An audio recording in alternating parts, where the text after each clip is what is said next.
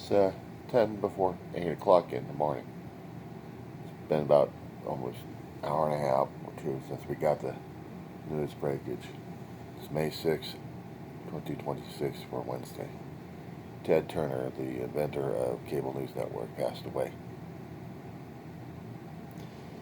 He's 86, 87, I think. And I am torn apart. They're doing a lot of interviews with other people who have been with the network for a long while, since it started.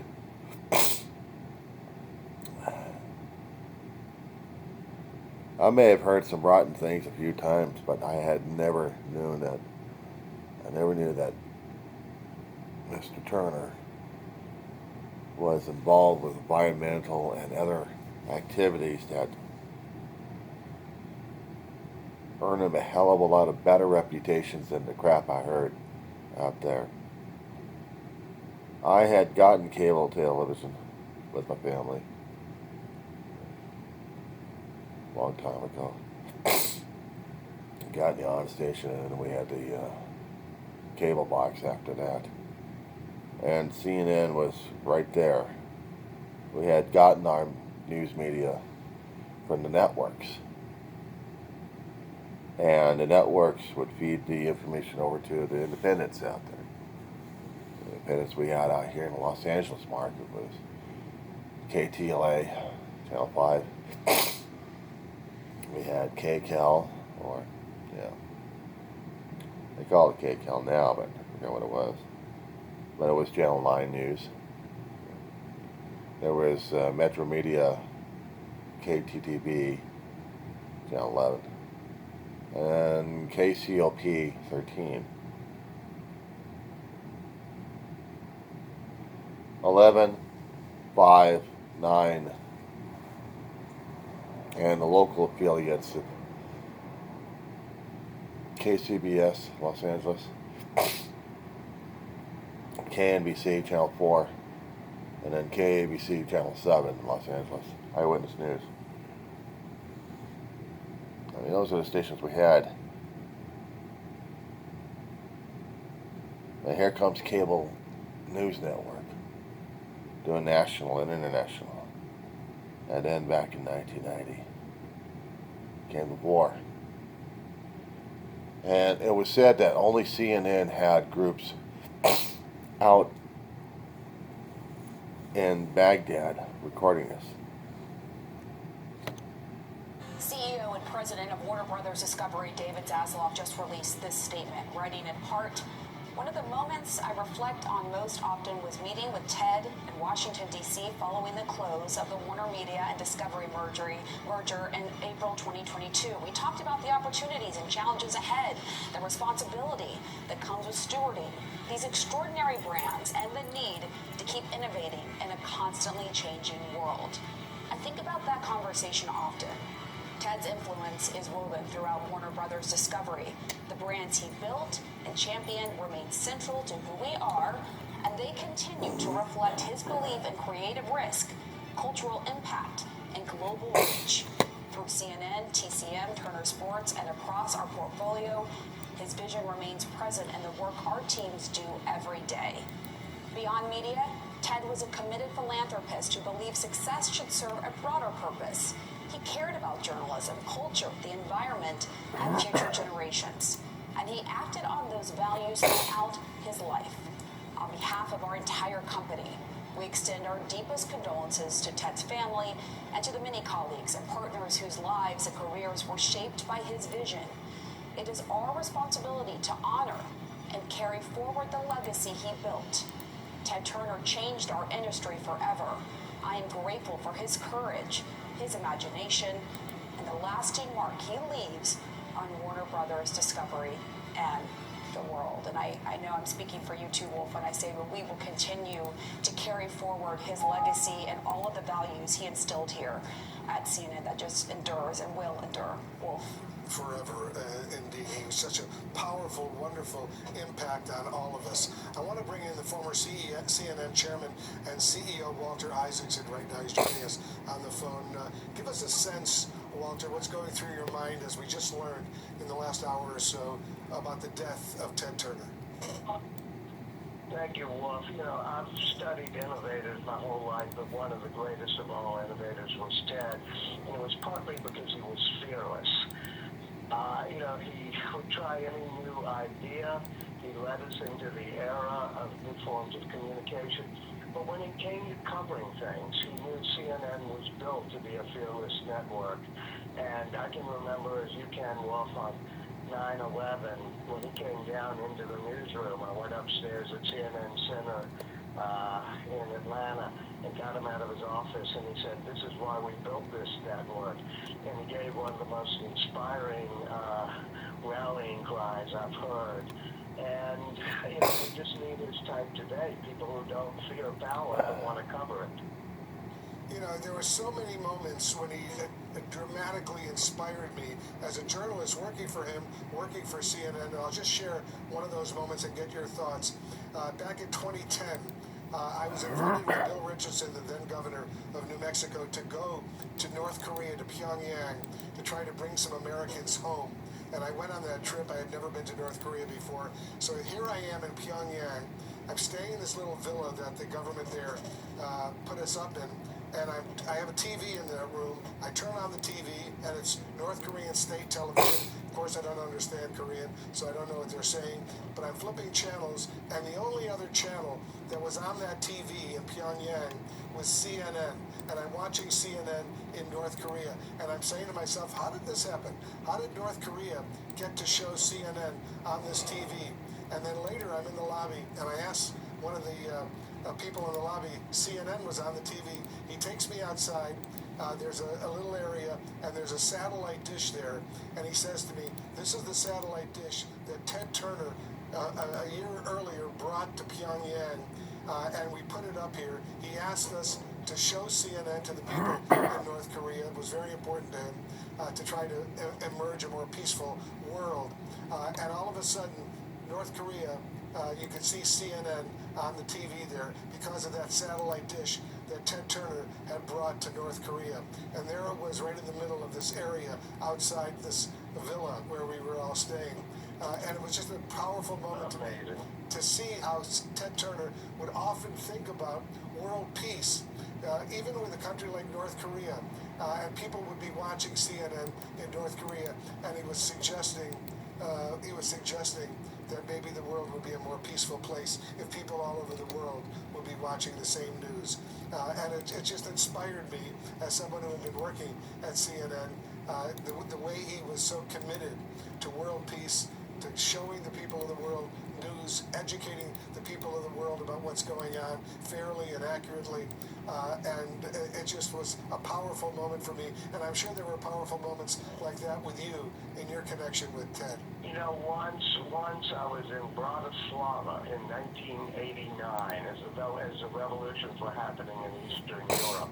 And I was in a hotel where they put foreigners, and one of the cleaning ladies said to me, "The students like to come use the rooms in the afternoon because it's the only place where they can get outside television, and they like watching the music videos." And I said, "Fine, they can use my room." When I got back that afternoon, they weren't watching the music videos.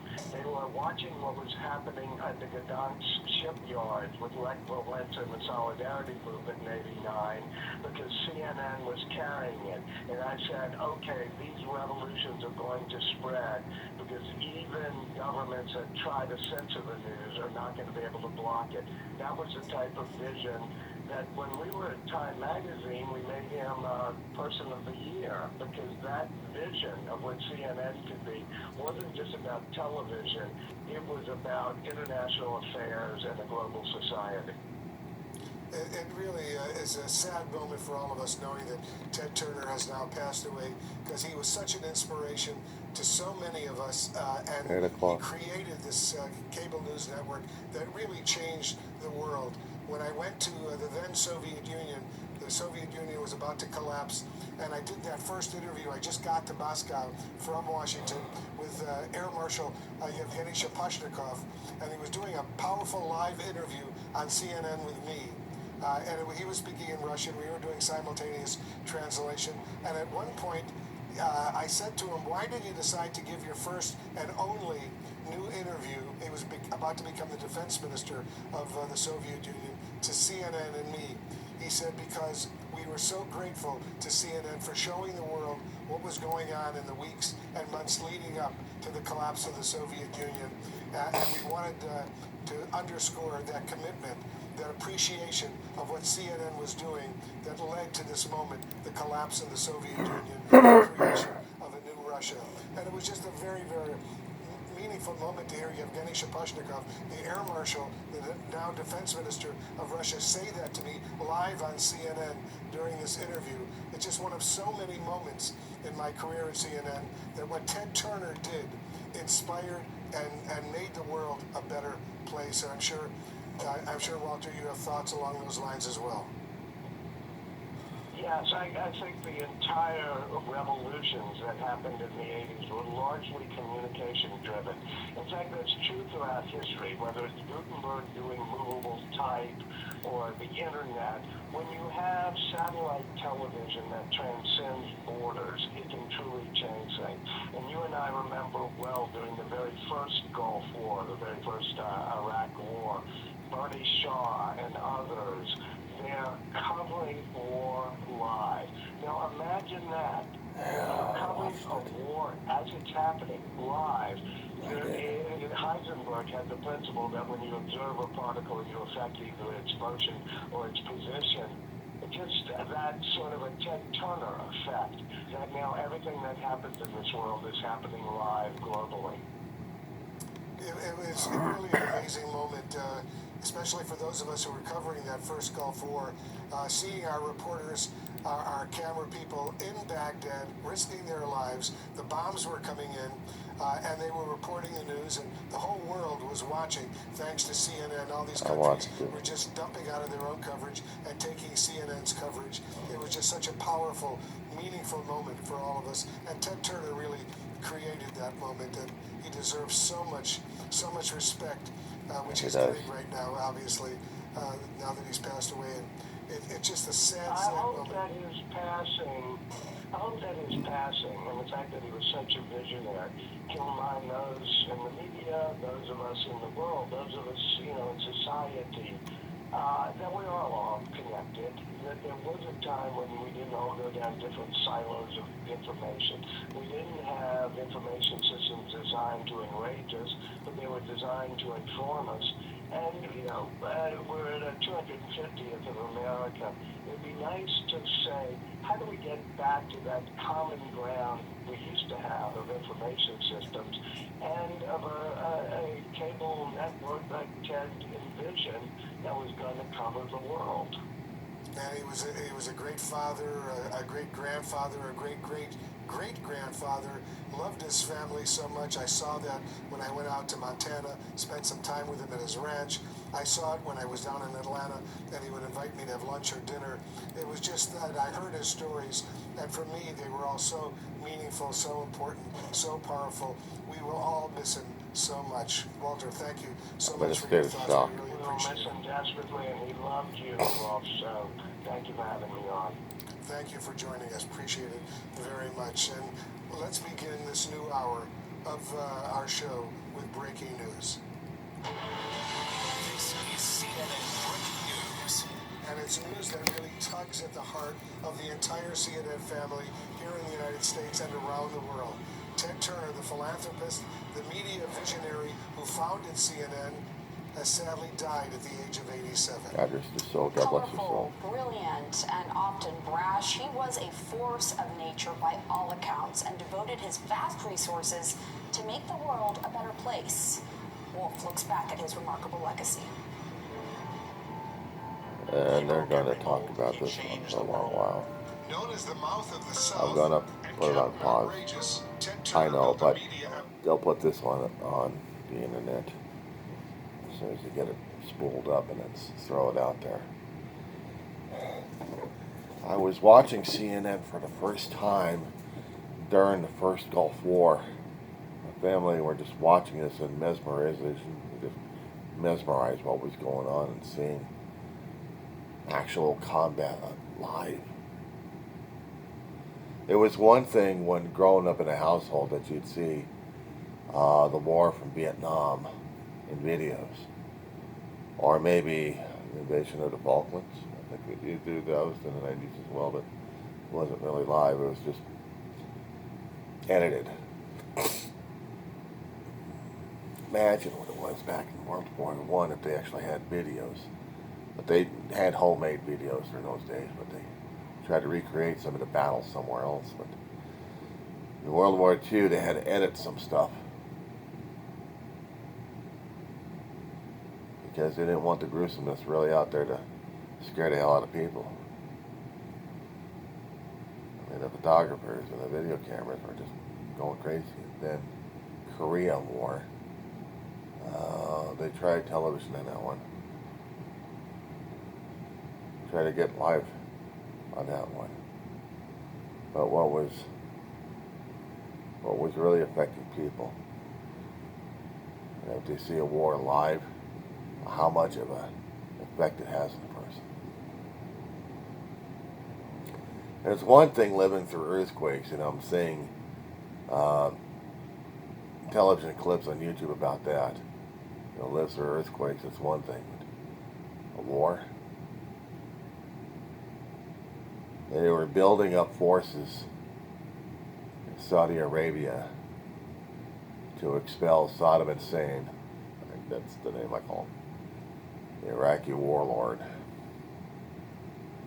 Because he invaded Kuwait, he wanted the oil, wanted the money, wanted the attention. Strongman, Strongman Noriega, Panama, but there was no life on that one either. No, Iraq. 2 to 3 months buildup of coalition forces. And CNN was trying to get their setup going on in Baghdad.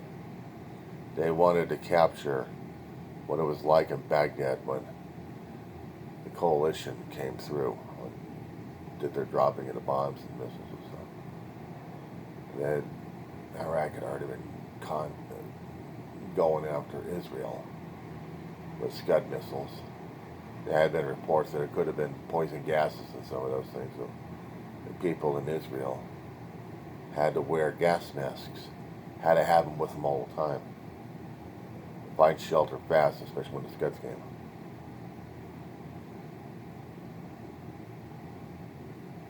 Short to medium range missiles. But they also used the money on the coalition forces too, in Saudi Arabia.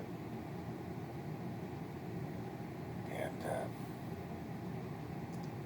I watched that first night.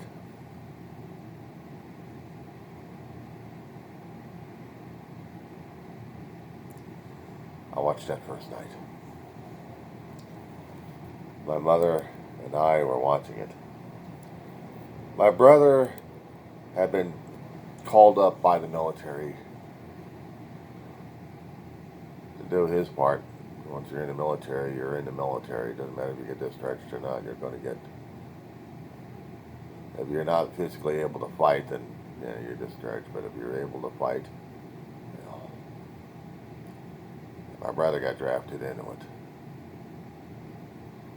The first about week or two before the big, push. But they were already doing the pushing of the aerial assault, and that's what CNN was clicking on, and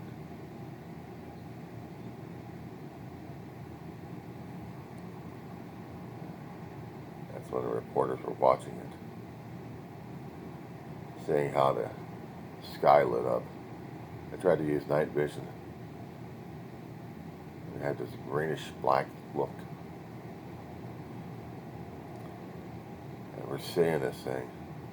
And I'm feeling sick to my stomach. I don't know. Ma never discussed how she was feeling at that point, but looking at her face, I imagine she wanted to throw up real bad.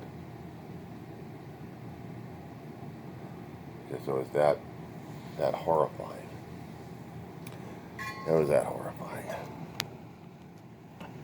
Some milk. I need something in my stomach right now because my blood sugar's going hell in a handbasket right now. just something. Just something in the gut for right now. I'm watching this stuff online. Watching it live on CNN. Mesmerizing, terrifying, absolutely freakish war. And how the reporters were in the most dangerous spots in an area where they actually had a command and control center at a hotel. And they're watching this, recording this, broadcasting it live.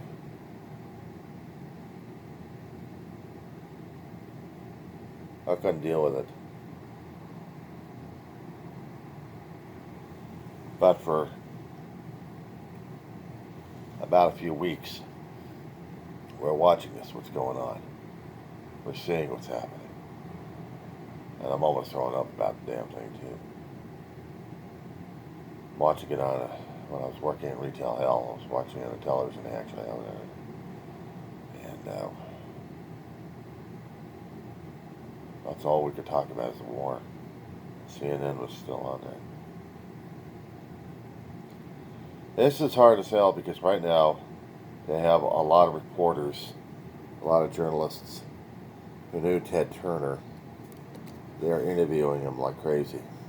And a lot of people have their thoughts and feelings about it. Turning this up because I probably need to go to the bathroom and throw up. Being said.